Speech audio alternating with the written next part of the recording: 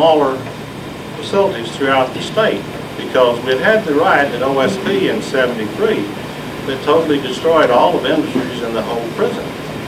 So the idea was to have 400-man prisons at Joseph Hart and several other places, and then to have industries at each one to keep them occupied so they wouldn't get into trouble. And that was my job to do. So I spent the first several months developing the concept on what it would take.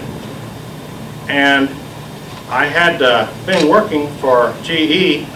My mentality was you had flip charts, made flip chart presentation. So I made up flip charts, about 15 or 20 of them. And they're calling me to the joint subcommittee on appropriations for corrections. And they gave me a chance to get up and make my presentation. Well, it was around 6 o'clock in the evening, after session kind of thing. And I get up there and I'm all primed and I'm starting to rattle it off, and I'm just getting through the first page. And I look out there and I see this one senator, and he's a little bit yawny in. And the next minute I know he says, "Well, we deny." And I hadn't even got through one flip chart. And his buddy said, "Second." So that was my introduction into that in the way you approach the legislature. So I went back to Dr. Benton and I said, "What do we do?" He says, "We're going to fly down to the head of the committee, with the head of the committee to OSR. I'm going to talk to him all the way down to OSR, and you got him all the way back. And you tell him what you want to do."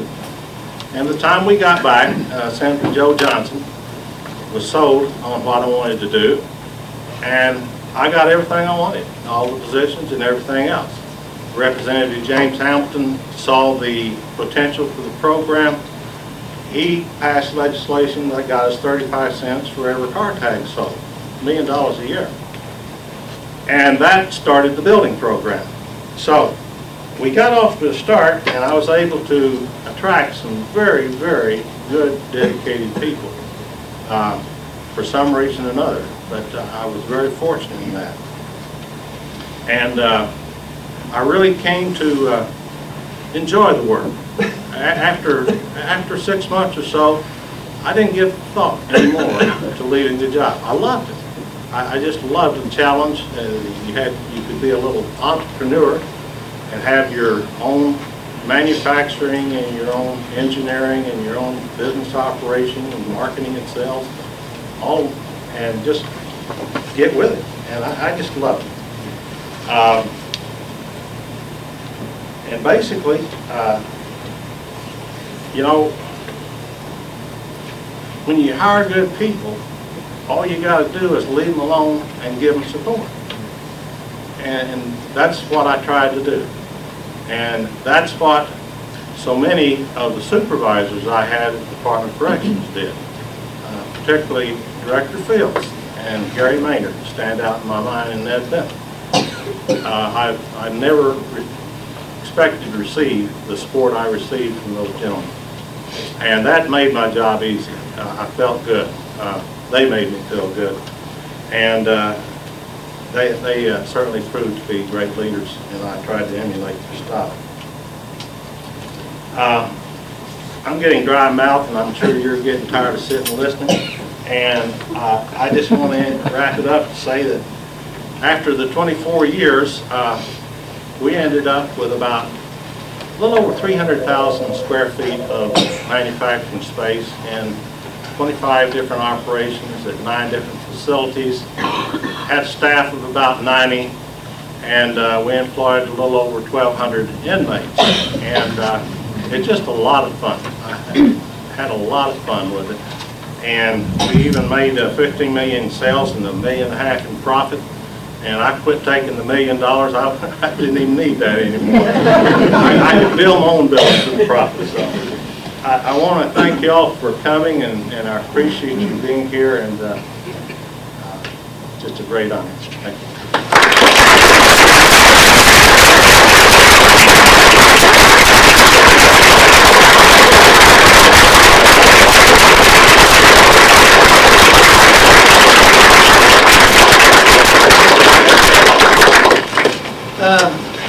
part of the ceremony is going to be a little tricky. We're going to find out who's really dedicated to him and who's really not. If you came in, you noticed, and I am colorblind, and I have taken more ribbing this week over the lime green tarp that is covering the name of this building. And It was your idea. It was my idea. Lime green, look at that. We would like for you to go out. We've got this thing rigged up to let you unveil the new name of the building. I'm going to let you and Ron do that. I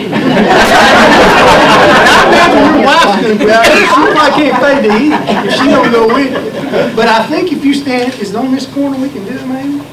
I don't know, we'll have to get outside. Let's go out here and see if we can do this. Because you need to have all of them votes. There's the children,